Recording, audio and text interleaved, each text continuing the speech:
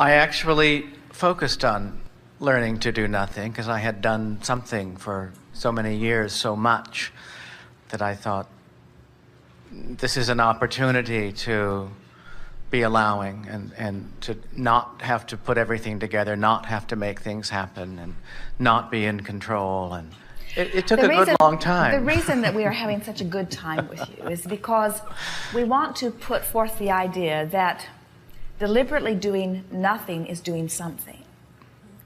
And that it is the smartest thing that you could ever do, because in deliberately doing nothing, you are deliberately reaching for the state of allowing, which allows everything that you've ever wanted to come into place.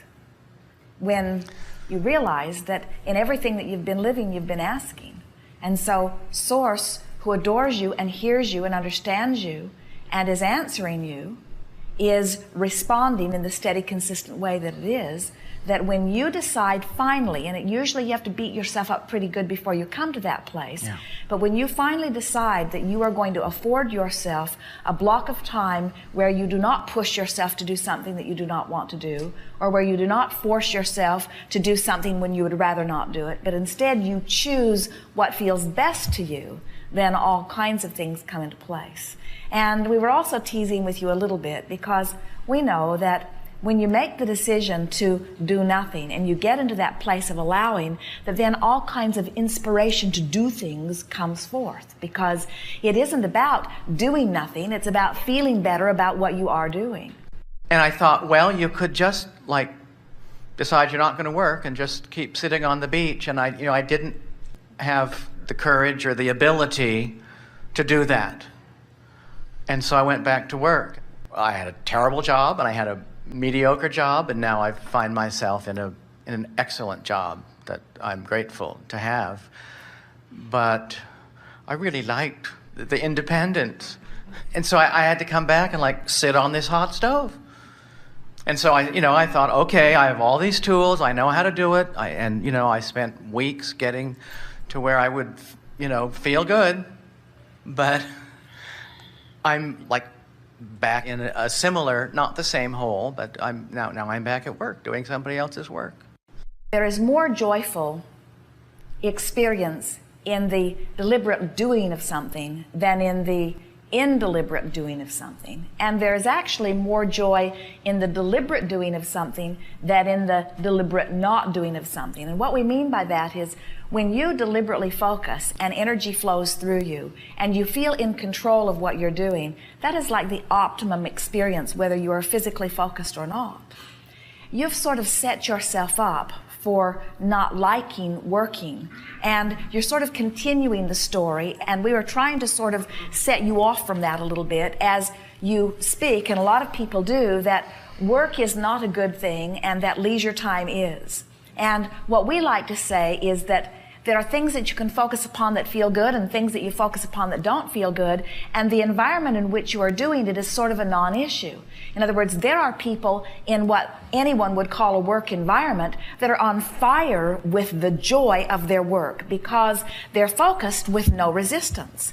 But there's something about deciding that you're in bondage or deciding that you're not free and then applying yourself that keeps it from ever being a very good feeling experience, because you already have a vibrational drum that you're beating that says, I'm really not free and I'm having to do something I don't want to do. You can be joyful in anything that you are doing, but you have to stop saying, I don't have choices, when in fact you do. You said to us, I had the choice of working or not working. Now, what you really meant was, well, I really didn't have the choice, because if I don't go to work, I don't have any money. And if I don't have any money, then there are all kinds of other choices that I've made that can't be satisfied. Right. But really, there are a lot of people that are on the beach today that don't have any money. In other words, that is an option. And there are a lot of people on the beach today who have plenty of money. In other words, you just have to decide what you most want to do. But what you more than anything have to do is stop deciding more what you don't want.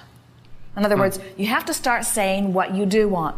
Now, what we would like to say to all of you about this is that that really is the way your life is supposed to be. It's what you had in mind when you came forth into these bodies.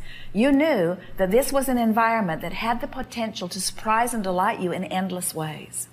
You never said, I'll go forth and pay a price.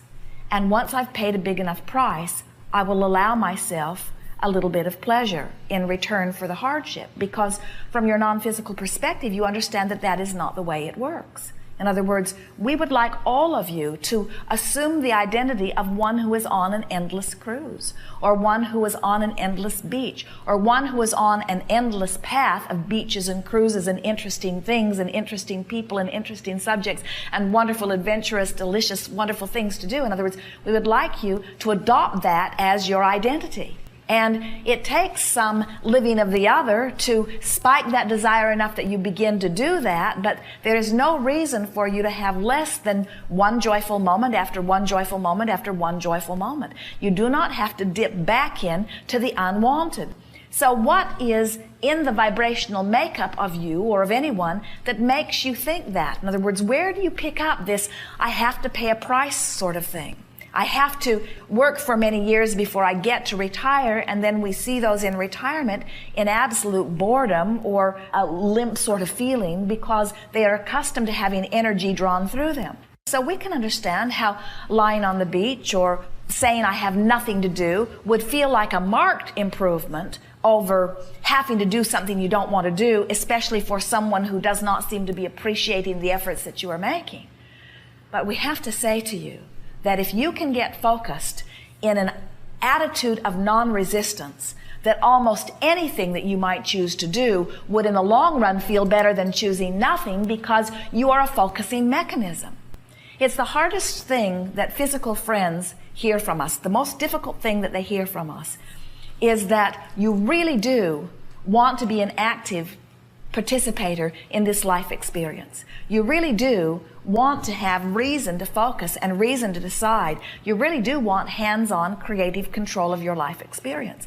And we think that the story that you told us is not about wanting to do nothing. We think the story that you told us is about wanting less resistance in your life. Yes, we think that the story that you told us is about having more individual say in where you get to turn your attention. Exactly. We don't think it's about doing or not doing. We think it's about the feeling of bondage, or what makes that seem better to you than what you have. I guess I feel I don't own it, and it's not something that I created and that I want for myself. I feel it's something that I just have to do, and I absolutely can make the best of it, and I can enjoy it. But if I really had a choice, I would not be going there every day. If you were laying on the beach and it suddenly became 37 degrees, would you stay there anyway? Well, no. So you would make the best of the situation and you would go somewhere else? Yeah. So you don't have control over the weather, and yet you feel freer in the beach environment than you do in the work environment. We're just going to torture you just a little bit here because we want to show you that you and almost everybody else you know have stubbornly concluded that there is so much more that you don't like about being at work than that you do like, that when you are there, you set yourself up almost without exception for automatic disruption in your energy vibration, which does not need to be there. That you could train out of yourself with a little bit of effort, and we promise you a day at work could feel as good as a day on the beach if you could just do that. If you could begin saying to yourself things like, hey, I choose to be here. Nobody is making me be there. They wouldn't put me in jail if I said I'm not coming tomorrow. I probably wouldn't even lose my job, but I have the choice of being here or not being here in the bigger picture, and I'm choosing to be here. Can't you feel how saying I'm choosing to be here feels infinitely better than I have no choice in being here? Oh, yes. So we would stop saying I have no choice in being here. We would start saying I choose to be here. So now let's follow this path of least resistance idea that we were talking about. So your most depressed or discouraging thought is I have to be someplace I don't want to be. I'm in bondage. And your best scenario is I'm on the beach and I can stay here as long as I want to be here and I really don't have to do anything. So let's build some bridges between there and see if you can begin feeling the resistance lift from you. So I have to be here. I really don't want to be here. But I'm here by my choice, and I did attract this work environment. And I'm quite pleased with it in comparison with some other work environments. And I realize that I did a good job of attracting this, and there are components of being here that are more satisfying than others. Now, all of those statements are true, and we can feel as we speak them, your vibration raises to them instantly. In other words, you feel all of that. So can you feel how these words that we are suggesting are more aligning, and by that we mean aligning you with you. Aligning you with you. They're more aligning in nature than some of the other words that you've been speaking here to us here today. So if you're reaching for the thought that feels best, you see, the issue is not, should I work or should I be on the beach? It's not about those choices. The issue is, what thoughts can I think while I'm on the beach, or what thoughts can I think while I'm in the work environment that align me with me? What are the freeing thoughts? And we want you to feel what we mean by freedom, because the freedom that you have always been looking for is not the freedom from the bondage of the work, it's the freedom from the bondage of the resistance in your vibration that does not allow you to really be who you are. The freedom that you're looking for is the freedom from resistance, which means the freedom that you are looking for is the freedom from bondage thoughts. The freedom that you're looking for is the freedom of the energy flowing. So you say, oh, here I am. I'm in this work environment where they pay me to be here. That's a good thing. And they expect good things from me. That's a good thing. And I'm capable of satisfying them. That's a good thing.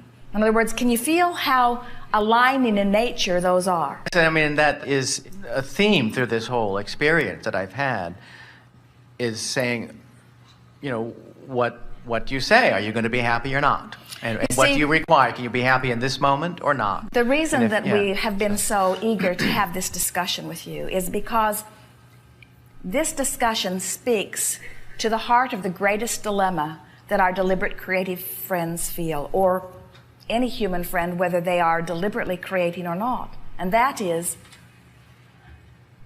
do I respond to my environment and therefore need to control it, which I can't do? Or do I achieve a thought by sheer practice of achieving thoughts and establish a vibration which then creates an environment? In other words, it's one way or the other. You're either observing what is and responding to what is, or you are conjuring an image and what is responding to the conjured image. And so that's why so many people really believe that they have to control the circumstances. That's why there are so many laws and so many rules, is because people, when they look out and they see something that makes them feel good, they say, yes, more of that. But when they look out and see something that doesn't feel good, they say, no, no, we do not want more of that. And then they attempt en masse the impossible. They say, I would feel better under this condition. I've got to control that condition. And that was, in fact, what you were attempting to do. What you were saying to us is, Abraham, I want plenty of money to just not do anything, but I don't believe that is possible. And so we say, therefore, for now, it is impossible. Right. And then you went on to say, I'm happiest when I don't have to do anything, but I can't ever see a way that I won't have to do anything, so I have in essence resigned myself to a less than happy life. And we say, we wouldn't accept that if we were standing in your physical shoes. We would say, there's got to be another way around this. And when you discover that there is another way around this, then you put to rest once and for all the dilemma that almost everyone faces, which says, I need you to be different before I can feel better. You don't have to wait for them to figure it out. When you discover that you can feel better, whether anything changes or not, then everything changes. But until you figure it out, nothing can change. You have to say, I can find happiness right where I stand. No matter what it is, I can find happiness. Because when you find it, when you find a little piece of it, the universe will yield a little more. And when you focus on that, the universe will yield a little more. Until before you know it, one less resistant thought at a time, you're right out there on the beach where you want to be, thinking of all kinds of things you want to do. That you want to do, yes. To leave the beach, yeah. All right.